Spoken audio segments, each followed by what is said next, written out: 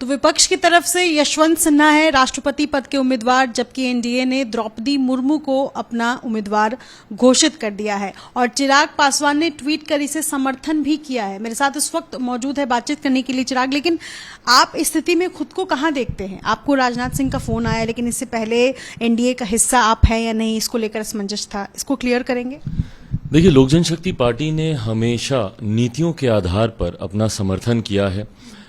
कई बार सरकार के साथ रहने के बावजूद उनकी गलत नीतियों का विरोध ना सिर्फ मैंने बल्कि मेरे नेता, मेरे पिता जब तक वो जीवित थे, उन्होंने भी यही रणनीति हमेशा अपनाई कि जो नीतियां हम लोगों के पार्टी एजेंडा या हम लोग के सिद्धांतों से मेल खाती हैं उनका हम लोगों ने समर्थन किया और जो नहीं उसका विरोध किया। हम लोगों ने डिमोनेटाइजेशन का हम लोगों ने विरोध किया, कृषि बिल का हम लोगों ने खुलकर विरोध किया। नई सरकार बनी थी और भूमि अधिग्रहण बिल आया था उस वक्त, तुरंत हम लोगों ने उसका भी हम लोगों ने विरोध किया। तो हर वो विषय जो हम लोगों को लगा कि जनहित में संभवता नहीं है, अग्निपथ का मैं खुलकर विरोध कर रहा हूं। पर वहीं पर जब आपने जिस तरीके से एनडीए की तरफ से आदरणीय द्रौपदी मुर्मू जी को राष्ट्रपति पद का उम्मीदवार उनकी दावेदारी कल जिस तरीके से पेश की गई और जिस तरीके से देश के रक्षा मंत्री आदरणीय राजनाथ सिंह जी का मुझे फोन आया समर्थन के लिए, ये एक ऐसा विषय है जो कि लोक जनशक्ति पार्टी ने हमेशा इसको उठाने का काम किया है। समाज के वंचित शोषित वर्ग से आने वाले लोग, ऐसा वर्ग जो कि आज़ादी के 75 साल के बाद भी अभी भी मुख्य धारा के साथ पूर्णतः नहीं जुड़ पाया है, अनुसूचित जाति हो जनजाति हो, तो ऐसे में अनुसूचित जनजाति से आने वाली महिला, और सिर्फ मैं इसीलिए समर्थन नहीं कर रहा हूं कि वो अनुसूचित जनजाति से आती हैं और महिला हैं इसलिए समर्थन नहीं कर रहा हूं, उनकी काबिलियत एज अ गवर्नर जो उनकी भूमिका रही या एज अ जनप्रतिनिधि जो उनकी भूमिका रही और किस तरीके से उन्होंने अपने आप को संघर्ष के माध्यम से वो अपने आप को एक समाज के वंचित वर्ग से लेकर देश के सर्वोच्च पद की दावेदारी तक वो अपने आप को लेकर आई हैं, इसका मैं जरूर सम्मान करता हूं। और यही कारण है कि लोक जनशक्ति पार्टी रामविलास ने निर्णय लिया है कि हम लोग उनके राष्ट्रपति पद के दावेदारी का समर्थन करेंगे। अच्छा, एक सवाल है, द्रौपदी मुर्मू की जगह अगर कोई और उम्मीदवार होता तो क्या चिराग पासवान एक बार सोचते, क्योंकि विपक्ष ने यशवंत सिन्हा को उम्मीदवार के लिए नामित किया? संभवतः यस, जरूर। और हम लोगों ने ये बात पहले से ही सोच के रखी हुई थी कि पक्ष विपक्ष दोनों के उम्मीदवार का हम लोग आकलन करेंगे कि भाई काबिलियत के अनुसार, भाई देश के महामहिम का पद है। अच्छा, हैविंग सेड दैट ऑल, मैं इसको पहले मैं क्लियर कर दूं कि मेरे एक वोट से कोई बहुत ज्यादा फर्क पड़ने वाला नहीं है, बट फिर भी एक नैतिकता भी एक आधार होता है। जब मैं एक वोट बोल रहा हूं, खैर आप जब इलेक्टोरल कॉलेज देखेंगे तो वो कुछ 700 प्लस वोट के आसपास होते हैं एक एमपी के, बट हैविंग सेड दैट उससे कोई बहुत ज्यादा फर्क पड़ने वाला नहीं है, बट स्टिल एक नैतिकता भी एक आधार होता है। तो हम लोगों ने जरूर इस बात का फैसला पार्टी ने किया हुआ था कि पहले दोनों प्रत्याशियों के नाम सामने आएंगे। संभवतः अगर विपक्ष को इस तरीके का प्रत्याशी देता, अगर ये सिनेरियो रिवर्स होता तो शायद मैं विपक्ष के साथ जाता, पर कल जिस तरीके से इनका नाम सामने आया, देश के रक्षा मंत्री आदरणीय राजनाथ सिंह जी का मुझे फोन आया और जिस विनम्रता से उन्होंने आग्रह किया समर्थन के लिए और जो काबिलियत आदरणीय द्रौपदी जी में है, तो उसके आधार पर पार्टी ने फैसला लिया उनके समर्थन करने का। चिराग, एक सवाल है कि आपने जैसे जिक्र किया कि कई नीतियों का आपने पहले विरोध भी किया है, मैंने देखा और सबने देखा, देश ने देखा कि आपने अग्निपथ स्कीम का विरोध किया काला पट्टा बांधकर। आज की स्थिति में जब ये बात सामने आई कि पीएम मोदी आपको यानी चिराग पासवान को एनडीए का हिस्सा मानते हैं, तो अग्निपथ स्कीम का विरोध करना और इस तरीके से जब ये कहा गया कि आप एनडीए का हिस्सा हैं, तो इस स्थिति में खुद को कहां देख रहे हैं आप? क्या आप एनडीए का हिस्सा हैं? देखिए, मैंने अपने आप को पूरी तरीके से न्यूट्रल रखा है निधि, और एक लंबे समय से मैं अकेले चलो की रणनीति के आधार पर मैं काम कर रहा हूं। मेरी पार्टी में जिस तरीके से टूट हुई, जो परिस्थितियां उत्पन्न हुई, तो मेरे लिए पहले प्राथमिकता मेरी पार्टी को संजोना, उसको नए सिरे से खड़ा करना, संगठन को नए सिरे से खड़ा करना, जिसमें मैं देश भर में, ना सिर्फ बिहार में मुझे लगता है पिछले एक साल में शायद ही कोई ऐसा जिला रहा होगा जहां पे मैं 4-4, 5-5 बार मैं नहीं गया हूं, कोई प्रखंड बिहार का शायद ही बचा होगा, and at the same time देश के भी विभिन्न प्रदेशों में जाने का मैं काम कर रहा हूं। तो पार्टी मेरी प्राथमिकता रही है। तो ऐसे में मैं किस गठबंधन के साथ हूं नहीं नहीं हूं। मैं अभी ना इस बारे में सोच रहा हूं ना मैं इस पर चर्चा कर रहा हूं। यकीनन कल जब माननीय रक्षा मंत्री जी का जब फोन आया तो उन्होंने अपनी बातचीत में इस बात का जिक्र जरूर किया कि चिराग जी हम तो अभी भी आपको एनडीए का ही हिस्सा मानते हैं। ये बात उन्होंने कही। बहरहाल मैं उस बहस में ही नहीं जा रहा कि मैं अभी एनडीए का हिस्सा हूं नहीं हूं। मेरी प्राथमिकता फिलहाल मेरी पार्टी है और जैसा मैंने कहा कि नीतियों के आधार पर लोक जनशक्ति पार्टी मेरे नेता से ही मैंने सीखा है। हम लोग इसी गठबंधन में थे। मेरे नेता उस वक्त नरेंद्र मोदी जी की सरकार में केंद्रीय मंत्री थे जब अनुसूचित जाति जनजाति एट्रोसिटी एक्ट को डाइल्यूट करने की बात आई थी। उस वक्त खुलकर हम लोग सामने खड़े हुए थे। मेरे नेता ने अल्टीमेटम तक दे दिया था केंद्र सरकार को। तो नीतियों के आधार पर हम लोग का समर्थन रहता है। ये हम लोग की नीति के साथ जिस तरीके से द्रौपदी मुर्मू जी का नाम सामने आया, ये पार्टी की लाइन लेंथ के साथ जाता है। हम लोग हमेशा अनुसूचित जाति जनजाति के पक्ष में मजबूती से खड़े रहे हैं और ये तो एक ऐसा चेहरा है जो उस वर्ग से आने के साथ साथ इनमें अपार काबिलियत भी है। तो यकीनन देश के महामहिम के पद पर जाने के लिए ये पूरी तरीके से योग्य हैं। नेशनल हेराल्ड मामले में राहुल गांधी से 5 दिनों में पूछताछ घंटों हुई है। कांग्रेस ने प्रेस कॉन्फ्रेंस करके कहा कि 50 घंटे से ज्यादा पूछताछ हुई और बीजेपी गलत परंपरा साबित कर रही है।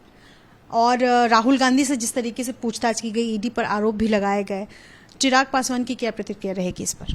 देखिए, ये लीगल विषय है, जांच का विषय है। मैं बहुत ज़्यादा मामला सब डिविजस है, जांच हो रही है, मैं बहुत ज़्यादा मैं इस पर टिप्पणी करूंगा नहीं। ऑल्सो बिकॉज बहुत ज़्यादा जानकारी पब्लिक डोमेन में इस विषय को लेकर अंदर क्या हो रहा है नहीं हो रहा है वो है भी नहीं। हैविंग सेड दैट ऑल, मैं बस इतना बोलूंगा कि सत्य परेशान हो सकता है, पराजित नहीं। अगर आदरणीय राहुल गांधी जी अगर सही हैं तो कहीं मुझे लगता नहीं कि चिंता की जरूरत है। देखिए, कहीं ना कहीं इस बात को भी नकारा नहीं जा सकता कि ऐसी एजेंसीज का दुरुपयोग सत्ता के द्वारा किया जाता रहा है। मैं सिर्फ इसी सरकार की बात नहीं कर रहा, मैं कंटिन्यूएशन में मैं बात कर रहा हूं। तो अगर उस मंशा से भी अगर इसका दुरुपयोग किया जा रहा है, विंडिक्टिव पॉलिटिक्स अगर हो रही है, तो भी मैं बस इतना ही मानता हूं कि अगर आप सही हैं तो आपको कोई पराजित नहीं कर सकता। आपको लग रहा है कि ईडी जिस तरह से पूछताछ कर रही है और जो आरोप बीजेपी पर लग रहे हैं, क्या कांग्रेस का जो बयान है या जो कांग्रेस कहने की कोशिश लगातार कर रही है कि जबरदस्ती राहुल गांधी को फंसाने की कोशिश की जा रही है और वो संयम बरत रहे हैं, तो इन सब के बीच राहुल गांधी को लेकर के आप क्या कहेंगे? नहीं, देखिए, संयम तो जरूर बरत रहे हैं। जिस तरीके से बैक टू बैक और टू बी ऑनेस्ट अभी तो हम लोग को ये भी नहीं पता कि क्या वो उस मामले में एज अ विटनेस पेश हो रहे हैं या एज अ आरोपी पेश हो रहे हैं। ये सारी भी क्लैरिटी पब्लिक डोमेन में ज्यादा आई नहीं है। संयम उनका दिखता है। मैं इस परिस्थिति को मैं समझ सकता हूं। मेरे पिता लंबे समय तक अस्पताल में रहे थे। मैं समझ सकता हूं कि आदरणीय सोनिया जी अस्पताल में थी और ऐसे में 10-10, 12-12 घंटे ईडी के ऑफिस में रहना। हैविंग सेड इट ऑल, कानून के सामने सब एक बराबर हैं। ऐसी कई परिस्थितियों में कई आम नागरिक भी फंसे होंगे, पर ये परिस्थिति सामने दिखती है। इसीलिए मैं रिलेट कर सकता हूं कि वो अस्पताल में उनकी तबीयत ठीक नहीं और ऐसे में ईडी के दफ्तर में उनसे पूछताछ, वो मनोस्थिति बहुत विचलित करने वाली होती है, जहां एक तरफ माँ की सेहत को लेकर आप चिंतित हों और ऊपर से ये सवाल जवाब चल रहे हो। बट फिर वही मैं बोलूंगा कि अगर आप सही हैं तो आपको परेशान होने की जरूरत नहीं है। संयम राहुल जी ने जरूर बरता। क्या बीजेपी पर कमेंट करने से बच रहे हैं? मैं कमेंट करने से नहीं बच रहा। मैं मैटर की डिटेल्स ही बहुत ज्यादा नहीं जानता। संभवतः ईडी के पास ऐसी जानकारी होगी जो उनके खिलाफ हो और यही कारण है कि वो बैक टू बैक इतने दिन की पूछताछ उनके साथ चल रही है। तो जिस केस की मुझे ज्यादा जानकारी नहीं है उस पर मैं किसी एक को आरोपी रखूं और किसी दूसरे को मैं बोलूं कि भाई इनके साथ गलत हो रहा है, मैं दोनों तरफ मैं न्यूट्रल हूं क्योंकि मुझे दोनों तरफ से सच्चाई का ही नहीं पता है। महाराष्ट्र में जो चल रहा है, कल से एकनाथ शिंदे ने दावा किया है कि उनके पास 40 से ज्यादा विधायक हैं। पहले सूरत जाते हैं, गुजरात, फिर वहां से गुवाहाटी शिफ्ट कराया गया है। महाराष्ट्र में सरकार संकट में है, जो मौजूदा सरकार है उद्धव ठाकरे की। बीजेपी पर आरोप है कि धर्म का मुखौटा पहनकर अधर्म का साथ दे रही है बीजेपी। शिवसेना ने यह बयान दिया है सामना में, क्या कहेंगे इस पर? इससे पहले कि आप फिर बोलें कि मैं बीजेपी पे कोई टिप्पणी क्यों नहीं कर रहा हूं, मैं इस परिस्थिति को समझ सकता हूं। कोइंसिडेंस ऐसा है कि आपके पिछले दोनों सवाल कुछ ऐसे रहे जहां पे कि मैं खुद उसको फील कर सकता हूं सिचुएशन को। मेरे साथ भी, मेरी पार्टी के साथ भी हाल के दिनों में साल भर पहले कुछ इसी तरीके का घटना चक्र घटा है, इसलिए मैं वो परिस्थिति समझ सकता हूं। और इसीलिए उस वक्त भी मैंने कहा था कि मैं किसी दूसरे तीसरे पे मैं क्या आरोप लगाऊं जब मेरे अपनों ने मेरा साथ नहीं दिया। I'll say the same thing for Shiv Sena also. मैं उद्धव जी के साथ मैं जहां सिंपैथी रखता हूं, मैं समझ सकता हूं उनकी भावना को, पर वहीं पे उनकी पार्टी के लोग किसी तीसरे चौथे पे आरोप लगाएं कि भाई भाजपा ने ये कर दिया तो उस नेता ने ये कर दिया, उस नेता ने, आपके अपनों ने आपका साथ नहीं दिया, इस बात को समझना होगा। आपके अपने आज आपके साथ नहीं खड़े, इस बात को आपको समझना होगा और इंट्रोस्पेक्ट करना होगा कि भाई क्या कारण है।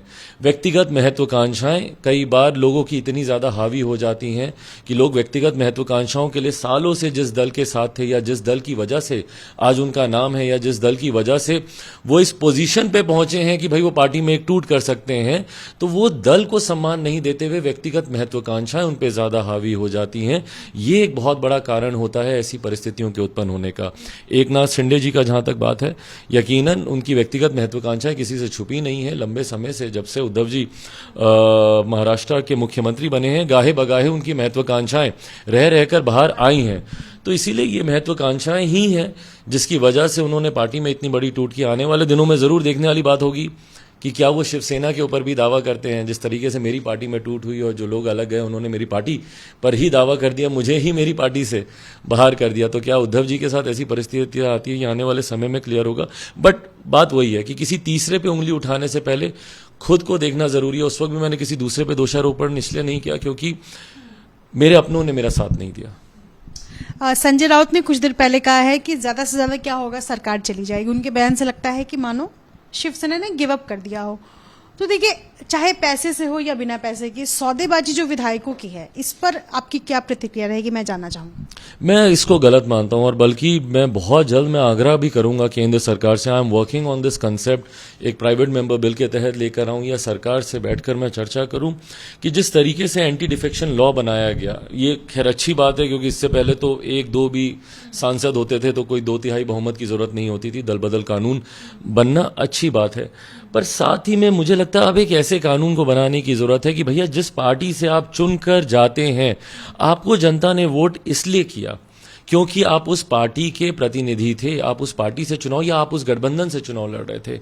चुनाव के बाद इस तरीके से दल बदल करना, मुझे लगता है एक बार जिसका चयन हो गया वो 5 साल तक उसको उसी पार्टी के साथ रहना चाहिए। 5वें साल के बाद आप फिर जनता के बीच जाइए और 5 साल का अपना बयान रखिए, बोले कि ऐसा हुआ वैसा हुआ और फिर जनता को चुनने दीजिए। बट मिड टर्म में इससे होता क्या है कि सरकार को जिन ज्वलन मुद्दों पर काम करना चाहिए, सरकार अपने आप को बचाने में ही लगी रहती है। एक लंबा समय अब बीत जाएगा। अब इसके बाद महाराष्ट्र में भले कोरोना के केसेस बढ़ेंगे, महाराष्ट्र में आर्थिक सामाजिक कुछ भी उथल पुथल होगी, उस पर केंद्र सरकार का ध्यान नहीं रहेगा, अपनी कुर्सी बचाने को रहेगा। जैसे हमारे प्रदेश में मुख्यमंत्री जी का पूरा ध्यान केंद्रित पूरे समय सिर्फ अपनी कुर्सी को लेकर होता है, ना महंगाई को लेकर होता है, ना भ्रष्टाचार, ना बेरोजगारी, ना अभी इतना जो आग बिहार पूरा आग में जला, तो वो ध्यान भटक जाता है। तो मैं जरूर चाहूंगा कि आने वाले समय में एक ऐसा कानून आए कि जिस भी पार्टी से जो भी नेता जीत कर जाए वो उस पार्टी के साथ कम से कम उन 5 सालों तक तो रहे जिसके लिए जनता ने उसे अपना मत दिया। क्योंकि आपने मुख्यमंत्री का जिक्र कर ही दिया है चिराग, आप एनडीए का हिस्सा रहे या ना रहे, आपने द्रौपदी मुर्मू का समर्थन कर दिया है जो एनडीए की उम्मीदवार है राष्ट्रपति पद के लिए। लेकिन